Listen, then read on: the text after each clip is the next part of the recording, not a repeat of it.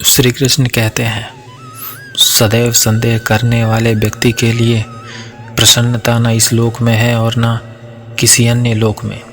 जो भी मनुष्य अपने मन को नियंत्रित नहीं करते, उनके लिए वह शत्रु के समान कार्य करता है। व्यक्ति जो चाहे बन सकता है यदि वह विश्वास के साथ इच्छित वस्तुओं पर लगातार चिंतन करे।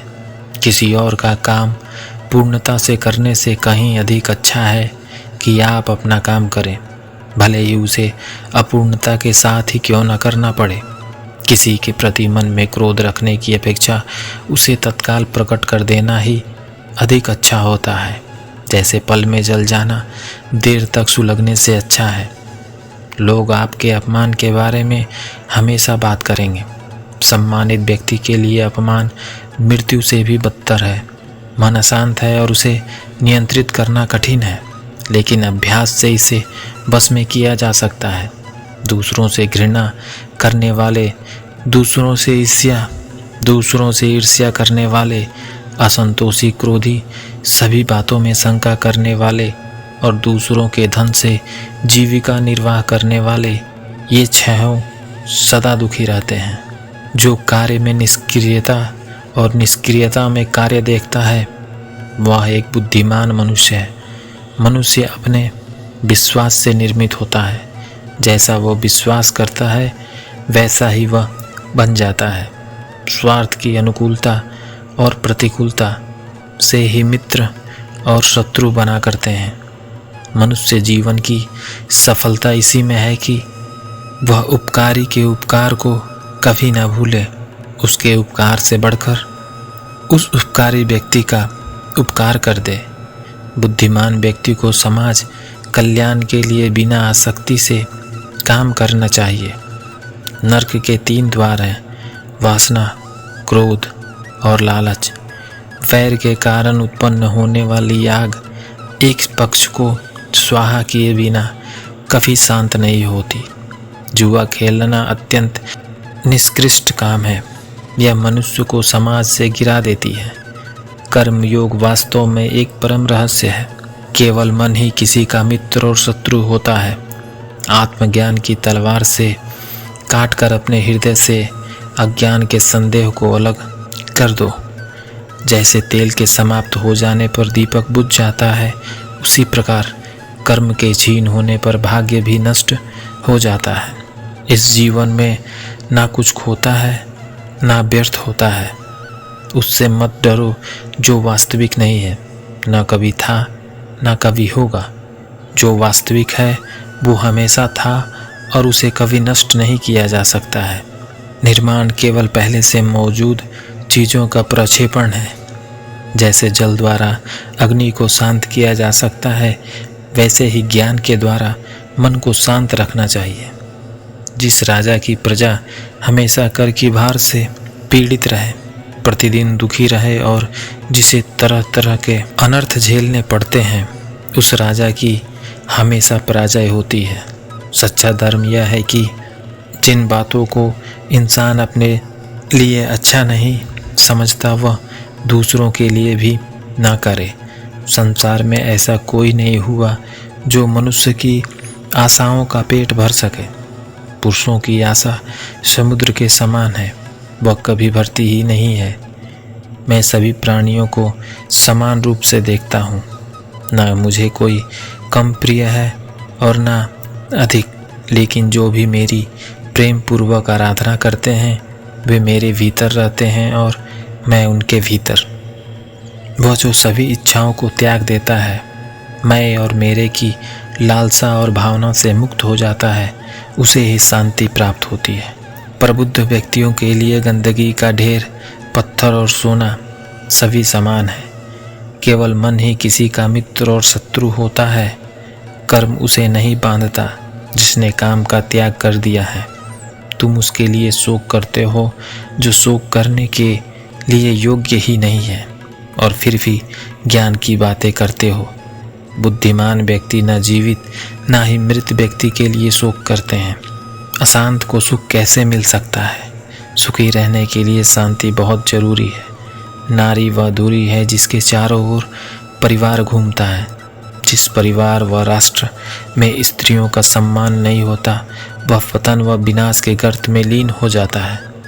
दूसरों के लिए भी वह चाहो जो तुम अपने लिए चाहते हो।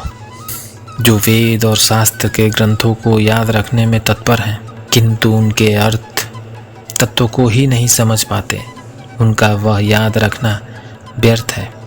परोपकार सबसे बड़ा पुण्य और परपीड़ा है, यानी दूसरों को कष्ट देना सबसे बड़ा पाप। चतुर मित्र सबसे बड़ा मार्गदर्शक होता है। जो मनुष्य अपनी निंदा सह लेता है उसे मानो सारे जगत पर विजय प्राप्त कर ली हो।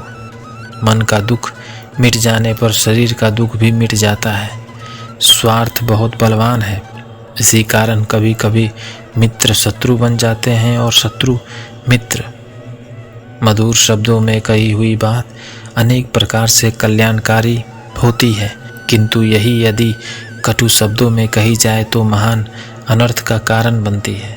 मन से दुखों का चिंतन ना करना ही दुखों के निवारण की औषधि है। जो मनुष्य जिसके साथ जैसा व्यवहार करे उसके साथ भी वैसा व्यवहार करना चाहिए, यह धर्म है।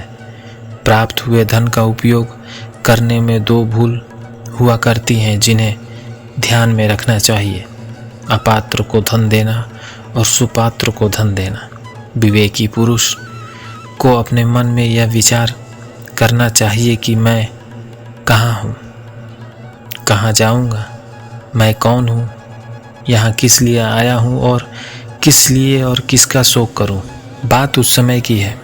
देवी सती दक्ष प्रजापति की पुत्री थी और भगवान शिव की पहली पत्नी थी। देवी सती ने अपने पिता दक्ष प्रजापति के यज्ञ में कूदकर अपने प्राणों को त्याग कर दिया था। ये बातें तो सभी जानते हैं, लेकिन देवी पुराण में इस प्रसंग के बारे में और भी रोचक बातें बताई गई हैं। देवी पुराण के अनुसार जब सती के पिता दक्ष प्रजापति ने यज्ञ का आयोजन किया तो उसमें अपनी पुत्री सती और दामाद भगवान शिव को निमंत्रण नहीं किया। यज्ञ के बारे में जानकर सती बिना निमंत्रण ही पिता के यज्ञ में जाने की जिद करने लगी। तब भगवान महादेव ने सती से कहा कि किसी भी शुभ कार्य में बिना बुलाए जाना और मृत्यु ये दोनों ही एक समान है। मेरा अपमान करने की इच्छा से ही तुम्हारे पिता ने यह महायज्ञ कर रहे हैं।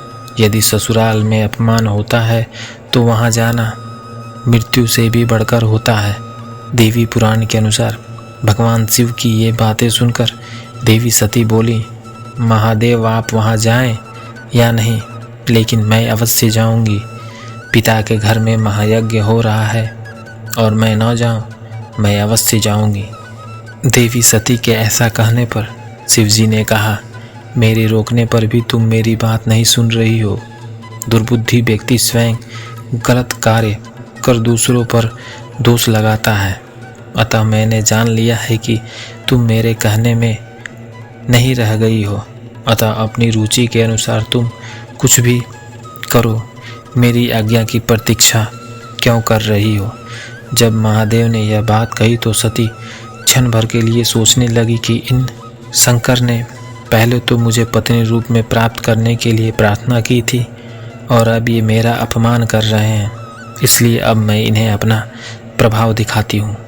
यह सोचकर सती ने अपना रौद्र रूप धारण कर लिया। क्रोध से भड़कते हुए ओठों वाली तथा कालाग्नि के समान नेत्रों वाली उन भगवती सती को देखकर महादेव ने अपने नेत्र बंद कर लिए। भयानक दहाड़ों से युक्त मुखा वाली भगवती ने अचानक उस समय अट्टहास किया, जिसे सुनकर महादेव भयभीत हो गए। बड़ी कठिनाई से आंखों को खोलकर उन्होंने भगवती के इस भयानक रूप को देखा। देवी भगवती के इस भयंकर रूप को देखकर भगवान शिव भय के मारे इधर उधर भागने लगे। शिव को दौड़ते हुए देखकर देवी सती ने कहा, डरो मत, डरो मत। इस शब्द को सुनकर शिव अत्यधिक डर के मारे वहाँ एक क्षण भी नहीं रुके और बहुत ही तेजी गति से भागने लगे। इस प्रकार अपने स्वामी को भयभीत देख भगवती अपने 10 श्रेष्ठ रूप धारण कर सभी दिशाओं में स्थित हो गई। महादेव जी शोर भी भागते उस दिशा में वे भयंकर रूप वाली भगवती को ही देखते थे। तब भगवान शिव ने अपनी आंखें बंद कर ली और वहीं ठहर गए। जब भगवान शिव ने अपनी आंखें खोली तो उन्होंने अपने सामने भगवती काली को देखा। तब उन्होंने कहा, श्याम वर्ण वाली आप कौन हैं और मेरी प्राण प्रिय सती कहाँ है? तब देवी काली बोली, क्या आपने सामने स्थित मुझ सती को आप नहीं देख पा रहे हैं? ये वो अलग अलग दिशाओं में स्थित है। ये जो अलग अलग दिशाओं में स्थित है ये मेरे ही रूप हैं। इनके नाम काली, तारा, लोकेश, कमला, भुवनेश्वरी, छिन्नमस्ता, साडेशी, त्रिपुर सुंदरी, बगलामुखी, खूमावती और मातंग्र है। देवी सती के ये वचन सुनकर शिव बोले, मैं आपको पूर्ण और पराप्राकृतिक के रूप में जान गया हूँ, अतः अज्ञानवश आपको न जानते हुए मैंने जो कुछ कहा है उसे क्षमा करें। ऐसा कहने पर देवी सती का क्रोध शांत हुआ और उन्होंने महादेव से कहा कि यदि मेरे पिता दक्ष के यज्ञ में आपका अपमान हुआ तो मैं उस यज्ञ को पूर्ण नहीं होने दूंगी। यह कहकर देवी सती अपने पिता के यज्ञ में चली गई।